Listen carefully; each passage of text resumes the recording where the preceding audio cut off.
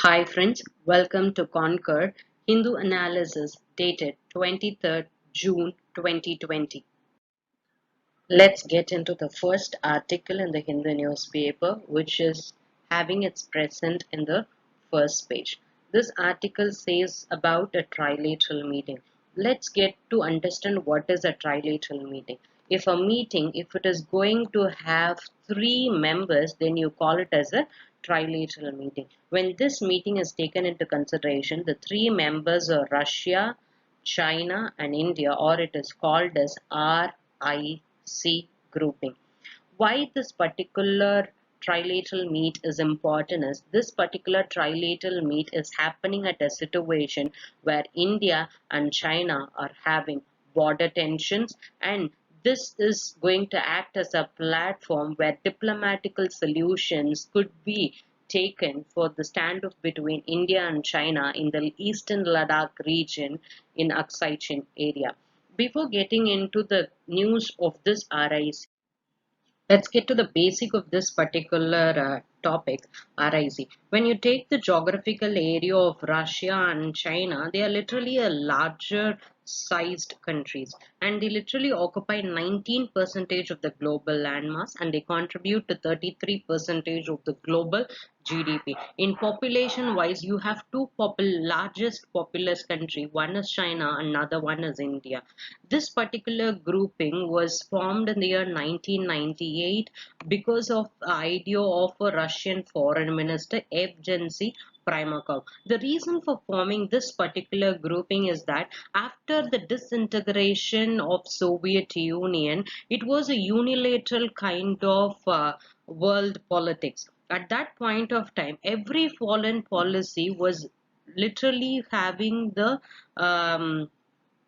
decision making of US.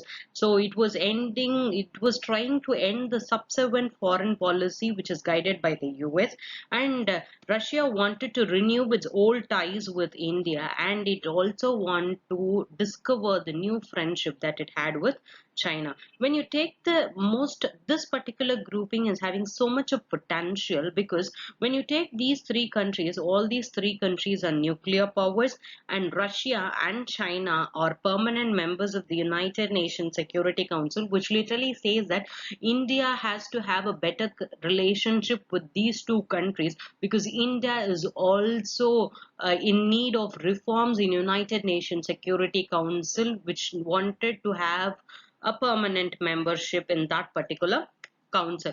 And if these three countries could join, they could contribute to creating a new economic structure of the world, and that is why this RIC is significant. And the meeting of this particular RIC during the deepened tensions between India and China is having so much of significance. When we take the current affairs part of RIC, the article says that External Affairs Minister Jaishankar to attend China-Russia trilateral meeting. And this particular meeting was originally scheduled on March 22nd in Sochi. Sochi is a coastal place which is close to your Black Sea. And this trilateral meeting literally indicates that New Delhi is prepared to make diplomatic moves with Beijing at a situation when there is standoff between India and China at LAC, which has left 20 Indian soldiers dead. And this particular meeting is hosted by the Russian foreign minister, and this is going to happen at a time where Defense Minister Rajnath Singh has visited Moscow in order to attend the Russia's Victory Day parade, because this particular year 2020 is commemorating the 75th victory of Russia, 75th year of victory of Russia over Nazism, and as well as the creation of United Nations.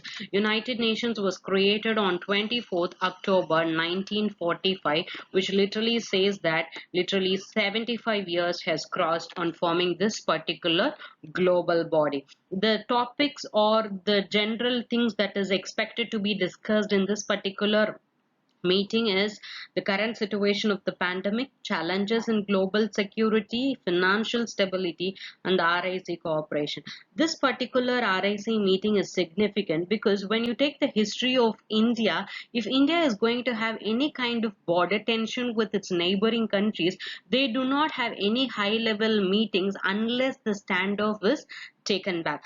We will take the examples of 2013 Depsang plain issues, 2017 Doklam Plateau issues, or the issue that you had with Pakistan because of the external aggressions that has happened of Uri incidents. You could have said that India has literally made itself away from the diplomatic platform until and unless a solution is literally made. But this is literally being a different kind of scenario because India is literally looking for diplomatic solutions in order to resolve the current crisis. So RIC will literally be a platform where Russia is going to act as a bridge between India and China because China is having a closer relationship with Russia, and the similar thing, India is also having historical ties with Russia. This will literally ease in the tensions between India and China because this war is going to be a larger constraint on the resources because India is already struggling with the COVID-19 pandemic. The next article that we this article says that Kerala is not happy with Indian Meteorological Department. Why? What is the reason for this particular article is everyone would have known about the 2019 Kerala floods, 2017 cyclone. Okay, the kind of human casualties that happened during these two natural disasters was literally greater. Kerala state government feels that the weather report that is given by this IMD is not enough to make extreme preparedness in order to tackle this natural calamities. And IMD has promised Kerala government that it will put 15 automatic weather stations, that is automatically all the data will be sent to the concerned department so that the National Disaster Response Force or the State Disaster Response Force can take preparedness for these kind of natural disaster. But the thing is that the IMD department said that it is unable to accede to Kerala's government requirement because there is disagreement over the location of this automated weather stations. So IMD said that we are committed to install 100 AWS, but they were not able to provide at a stipulated time. As there is the monsoon at this point of time and there is so much of cyclone that is trying to form in this particular region, state government said that why can't I depend on a private company? So for the first time, a state government is funding private weather companies, and they have literally released 95 lakh rupees to these three private companies, Skymet, Earth Networks, and IMB Weather, to improve the extreme weather alert services in the state. And this is why this particular article holds significance. Let's get to the basic information about IMD. It is formed in 1875 and it works under Ministry of Earth Sciences, and it is having its headquarters in New Delhi, and this is the National Meteorological Service, and this particular organization deals with everything that is related to meteorology, seismology, and other associated subjects. This article says that Bangladesh rejects criticism of China's deal. This article literally speaks about a trade deal that was cracked between China and Bangladesh, and this particular deal says that 97% zero traffic for whatever exports Bangladesh is making to China. And India, some journalists or some media people have criticized this particular deal, saying that Bangladesh is getting charity from China. And Bangladesh has literally oppose this particular claim, because India has literally taken this particular kind of trade negotiations between Bangladesh and China as serious, because right now India and China is undergoing border tensions. So they have literally, Bangladesh has literally said that this is highly unacceptable. How could you demean Bangladesh, and we are not going to welcome this. When asked about if Bangladesh could take this particular issue officially with the Indian government, they said that Bangladesh is not going to take this particular issue to the official to officials of Indian government. When asked about the growing relationship between India and Bangladesh, Bangladesh said that yes, the trade relationship between Bangladesh and China are intensifying, both in trade and health after this COVID situation. So and China has also said that Bangladesh is one of the truest. China has also said that the only true friend of Bangladesh is China. So all these kind of developments is catching the attention of India when there is no better kind of relationship between India and China. You could understand like how your neighboring countries is being inclined towards China, right? Next article speaks about the Kamakya festival, which is literally an annual mensuration festival, or it is called as Bachi Mela, which happens in the Assam state. And this particular festival happens in Kamakya temple, which is situated in Nilachal Hills in the western part of Guwahati city in Assam. Devi Kamakya is the principal goddess in this Kamakya temple, and this is one of the oldest temple which is part of this 51 Shakti Peethas. There is a particular story of how this Kamakya temple has evolved. Daksha, who is literally known as the father of Shakti, he literally started performing an yaga, and he called all the devas to this devargal to this particular yaga, and he left Lord Shiva and Shakti. But Shakti literally wanted to take part in this yaga, and she literally came to this spot where this yagam is literally happening, and this was not literally acceptable by this Daksha. So he literally cursed Lord Shiva to a greater aspect. On hearing all these things, Shakti was not able to bear whatever his father was saying against Lord Shiva. So at this point of time, she would have literally burned herself in the fire, and because of this death, Lord Shiva would have got so angry. He would take the corpus of Shakti and he will place this Tandava dance, which is literally the destruction of this entire universe. All the devas literally went to Lord Vishnu and they asked to stop this Tandava dance of Lord Shiva. At that point of time, Lord Vishnu used the Sudarshana Chakra and split the Shakti's corpus into number of pieces, and the one of the pieces fell in this particular region, Nilachal Hills, and this Kamyaka temple was literally formed. And the space of the body, the corpus that fell in this particular region is the female or a genital organ, and that is why this particular god is called as the god of fertility or the bleeding of goddess. This Ambubachi Mela is one kind of festival where it will have influx of people around from India, which literally means like 1 lakh to 2 lakhs of people every year.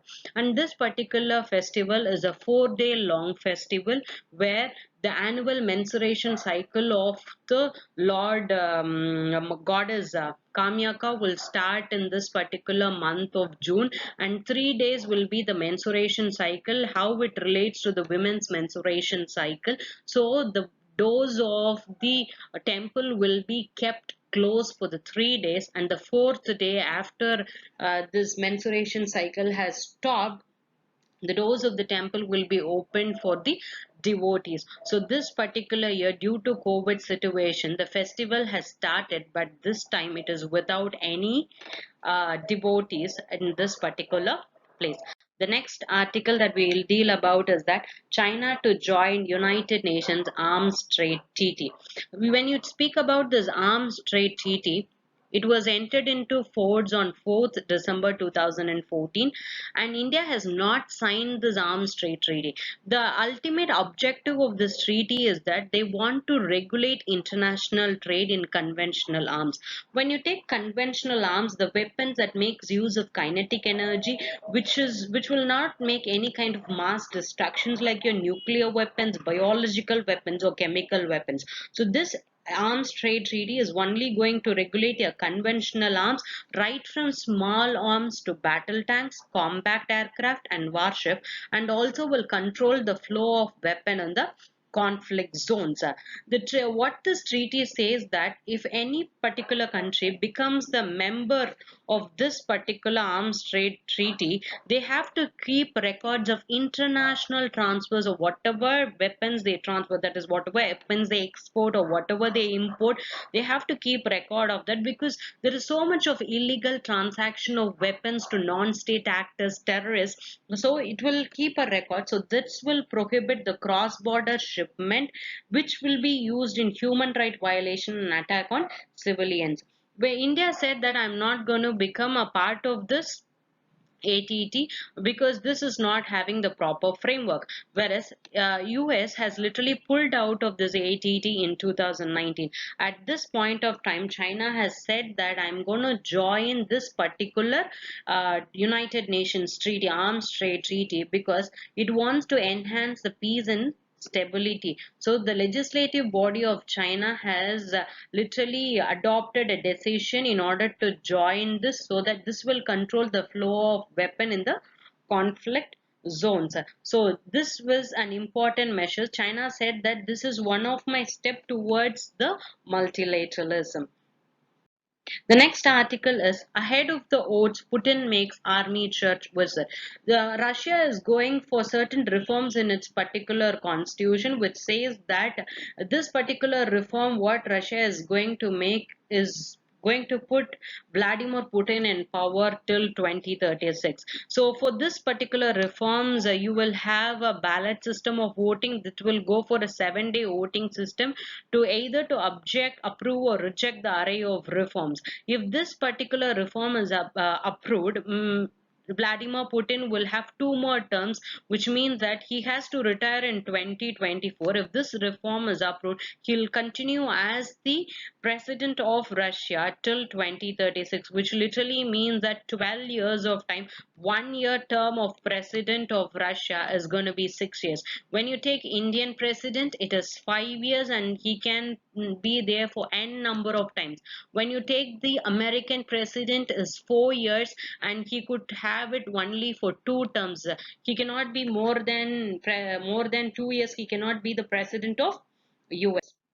The next article says that Japan to rename islands that is disputed with China. This particular article is going to speak about an island which is right now in dispute. And can you find this particular region over here that is somewhat towards the northeast of Taiwan, towards your eastern side of your China? You could find North Korea and South Korea here. You could find Japan over here, and this is the eastern China region, sea region. And a local council in the southern Japan, they have renamed this particular region. When you take this particular Shenkaku Islands, it is called as Shenkaku in Japan. It is called as Diaoyu in China as well as in Taiwan. What is this? Is Japan's local council? They have literally changed the name of this particular region as Tonoshiro Shenko Islands. Already they have a region called as Tonoshiro. They said that this particular region was also part of our territory, and we are changing the name of this territory in order to avoid confusion. When you take this Sanaku Island, it is an uninhabited island.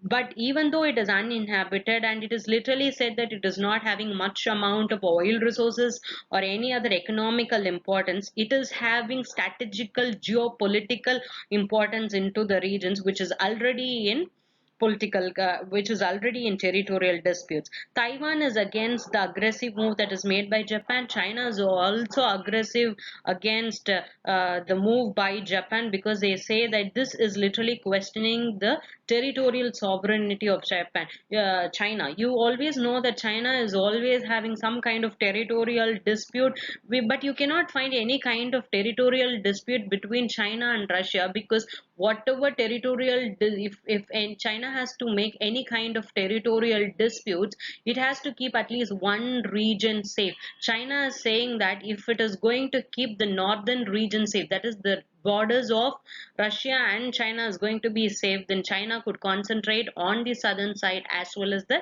eastern side. That is why China is having multiple border issues over the southern region as well as the eastern region. And the lines between China and Russia are clearly demarcated after the 1969 war between Russia and China, in which Russia was one. So this is literally a problem for China when already there are escalations with India. The next article in the economy page said that India can reduce the trade deficit with China by 8.4 billion. And this particular study is done by this particular research person, Acuity Research and Rating Agency. They have said that the trade deficit between India and China is great. Everyone knows that there is a trade deficit. Well, the first thing that you have to know is what is a trade deficit. Trade is nothing but buying and selling of goods. Say like you have two countries, A and B. A is importing goods which is worth 400 rupees, and A is exporting goods to B which is worth only 200 rupees, which means the difference is 200 and there is a deficit. If your export is less when compared to the import, then there occurs trade deficit. When you take India's import, it is importing from India China for literally $65.1 billion. When you take India's export to China, it is only 16.6 billion, which literally makes India's trade deficit at 48.5 billion. And this particular study says that India can reduce the deficit by 8.4 billion, which is literally 17.3 percentage of deficit with China and 0.3 percentage of India's GDP at this point of situation. They say like, how could we reduce this this larger amount of trade deficit, is that India has to rationalize what it is importing from China, because India is having certain manufacturing capacities. You no need to make any kind of additional investments. You can use the present domestic manufacturing sectors and you can substitute for literally 25 percentage of the total imports from specified sector. So they have said that you have literally 40 subsectors in India which is having the potential to lower the import from China, which in turn will reduce the dependency on China. The sectors that they have said are chemicals, automotive components, bicycle parts, drug formulations, cosmetics, consumer electronics, and leather-based goods. So what the other option that they have given is that the imports from they have said that yes, there has been a reduction of Chinese goods influx into India. Yes, there has been a decline in the import of India by 15% since financial year 18, because India has done with so much of anti-dumping duties on certain goods. And the second thing what they have said is the dependency of domestic economy and Chinese goods is greater. Though India, this kind of domestic dependency is literally 30 percentage of which is 30 percentage of India's aggregate. In the past 3 decades, that is your 30 years, India's export has grown to 30 percentage. At the same time, India's import with China has also grown at 47%, which means that we are making use of our domestic players in a very lesser amount. There is a lower capacity utilization of the domestic players. So this particular study says that if India is going to utilize the domestic players in a greater amount, India could lessen the dependency of import goods from China, and the trade deficit between India and China could be reduced. The next article says that border tensions may deflect India from reforms. This particular statement was given by Fitch Ratings. They said that right now, because of the COVID situation, there is so much of unemployment that is happening in India, so much of migration issues that is happening in India. But India has done certain amount of reforms in order to improve the growth. But at this point of time, as government is having a problem in its geopolitics because of the standoff between India and China in Ladakh region, Indian government is not able to concentrate on the implementation of the reforms. And if this is going to continue, then that could literally divert India from all the reforms. And that was the advice that was given by the Fitch.